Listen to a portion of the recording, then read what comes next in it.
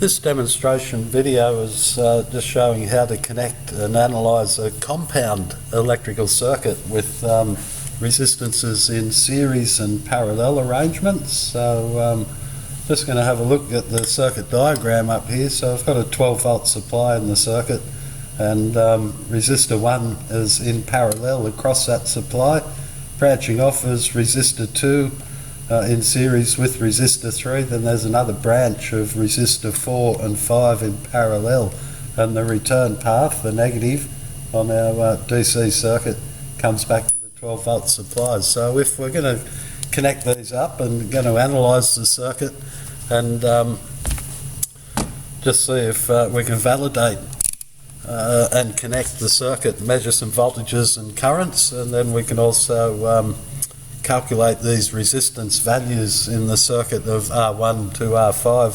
So again, before you connect any of your test circuits, just go through and check all your leads that you've selected to connect the circuit and make sure they've got continuity so it doesn't introduce any additional faults into the circuit if you had a faulty lead. So it doesn't take long just to check these leads, and then it can potentially prevent an open circuit occurring in your compound circuit for resistors. So those leads are all good, so I'm ready to start connecting. So on our panel, here's a supply voltage point that will come off a power supply, and there's our circuit protection device, a small circuit breaker, a control device to turn the switch on and off. But initially we'll connect the compound circuit first and make sure we get this arrangement properly. So we're coming out, as you can see from the supply, positive is coming into resistor 1, and it's basically straight across the supply. So if I take resistor 1 there and put the negative into it, so we know we've got this connection here from resistor 1 and then a positive coming into the circuit at the start of resistor 1 would be coming out of our will eventually come out of our control device at positive, and we'll eventually put some ammeters in the circuit as well. So that's basically resistor 1 there. So we've come into resistor 1 and out of resistor 1 and put it in parallel across the supply points. Resistor 2, off that point where we come into resistor 1, is also going into resistor 2. So we can bridge that with just another bridging lead. So we've managed to come, at that point there, we've come off the red wire into resistor 2, and then we've got to come out of resistor 2 over here and go into resistor 3. So what do I use there? I'll just use a yellows just to show that point that we're coming out of resistor 2 and into resistor 3. So I've got down to this point, and we've also got to go from out of resistor 3 and into resistor 4. So if I come out of resistor 3 into resistor 4, I've made that connection to that point, but the same wire, the same conductor also has to go into resistor 5. So I can grab another yellow lead and make that same conductor come into, could go on either end of that point there, is coming out of resistor 3 and into resistor 5. So those two are paralleled up. If we look at the return, resistor 4 and 5 down here on the diagram and here on the board, I've got to go back to your negative of your supplies. So they're in parallel, of course, so I can parallel them up with the negative, and then that returns back to the negative of the supply. So I can go right back to the supply, or I can bridge on this point up here on resistor 1, which I've just done there. And that all completes the circuit. So that's basically it to connect your circuit. Do one point at a time, cross the wires off as you put them in your circuit. We're going to set up a supply point now for coming out of this voltage supply point. So when we turn this power supply on, you can just see the needle there starting to come up. I'm going to set it at 12 volts. So I know that I've got supply on the panel, and now I can work out the circuit protection and the control. So we come out of that supply point into a circuit protection device when we're going to power up a circuit, and into the circuit protection device, out of the circuit protection device, and then we go into the control device, which in this case is just an on-off manual switch. So this is really a switched active, this red coming out of here, but it's a positive as far as the circuit goes. So we should measure the current flowing through the circuit. So I'll just take this bridge out, come out of the switch into an ammeter, and then come out of the ammeter back into that resistor 1. So that's just put this ammeter in series with our compound circuit. So when I turn the power supply on, turn the circuit protection on, I can turn the circuit on and see that this ammeter is indicating just under 1 amp on that.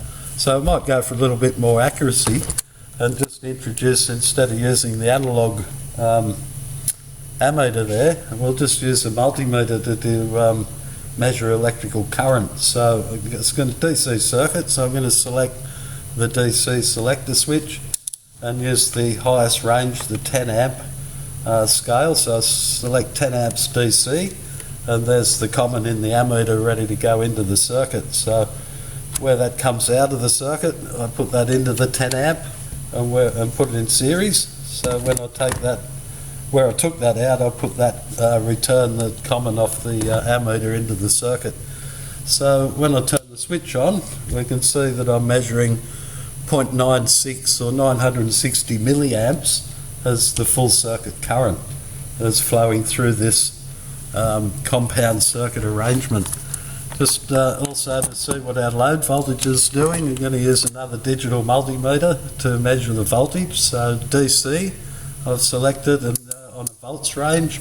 Voltmeters are connected in parallel, so I've got 2 leads in there ready to jump across 2 points in a circuit. So if I go straight across resistor 1, into resistor 1, and on the other side of it, this voltmeter is now measuring the voltage across resistor 1. Because they're in parallel, obviously it should be equal to 12 volts, which it is. So we can see 12 volts across resistor 1, 0.96 amps is the total circuit current. So we could basically apply Ohm's law and do R equals V over I, volts divided by amps, and that would give us the resistance of this total compound resistive network with series and parallel arrangements. So if I wanted to see what the voltage drop was across R2, I can just parallel again R2 down the chain if you like. So voltmeter straight across R2, turn the circuit on. So the resistor voltage across R2 is measuring up here at, say, 5 volts if we just rounded it up at that point. So 12 volts across R1, 5 volts across R2, and R3 is the same, so we'll just piggyback down the line, if you like, in parallel the voltmeter, and we're seeing we have 1.5 volts there, which is the voltage drop across resistor 3. And then resistor 4 and 5, because they're in parallel, they should be both the same voltage. So resistor 4 is showing 5.6 volts on the voltmeter, still got the circuit current there. So resistor 4 has 5.6 volts. What should resistor 5 have? Of course, in parallel, voltages are the same, and there's our 5.6 volts across resistor 5. So we can do some analysis once we get the circuit currents as well. So I've finished measuring the voltage across each resistor, and we can now look at measuring the currents through each resistor. So I've got to put an ammeter in series with resistor 1. Okay, so this is where, on the panel, this is where the point where we come into resistor 1, and I'll just take this ammeter back out of the circuit so I can use the digital one, get a little bit more accuracy there. So again, here's the point. We can see that up there. Yep, here's the point where we come into resistor 1. So we physically break that circuit. We go into the 10 amp range on this multimeter and complete the circuit where we're going into resistor 1. And turn the circuit on, we see that we've got about 0.8 of an amp, or 800 milliamps going through resistor 1. So we can then record that and disconnect the ammeter ready for resistor 2. So pull the common lead out, and where you take that common out, put the positive back in to complete the circuit, so you haven't altered the integrity of the circuit in any way. Resistor 2, so we want to put the ammeter in front of resistor 2 to monitor or measure what the current is going into resistor 2. So we identify this point down here where we enter into resistor 2, put it in the ammeter, complete the circuit with the common back in there. So we've now got the ammeter in series with resistor 2. Measure that circuit current, we're coming up with 0.15 amperes, or 150 milliamps going through resistor 2, and we will record that value. Take the ammeter out of circuit, disconnect the common, put the positive back into the circuit where you took that out. Okay, resistor 3 current, where we're coming into resistor 3, disconnect resistor 3 into the positive terminal of your ammeter and complete the circuit in series.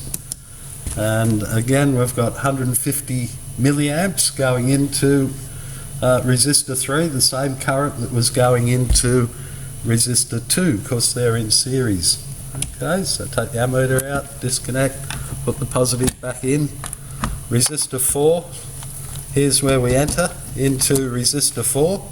So putting the ammeter in series with resistor 4. So positive into the ammeter, complete the circuit with the negative, and we see that we've got 0.08 amps coming down here through resistor 4, or 80 milliamps. So we could almost predict now what the current through resistor 5 should be at that point. So we'll just take the negative back out, take the ammeter out, put the positive back in where we took that out of the circuit, and we do the same thing for resistor 5, where we go into resistor 5 and into the current range and complete the circuit in series and check what the current is. So there it is, our 0.07, or 70 milliamps, adding up to that 150 milliamps, which is going through R1 and R2. Okay, so that's briefly the how to measure. So we'll record those results and then we'll do some analysis with that as well.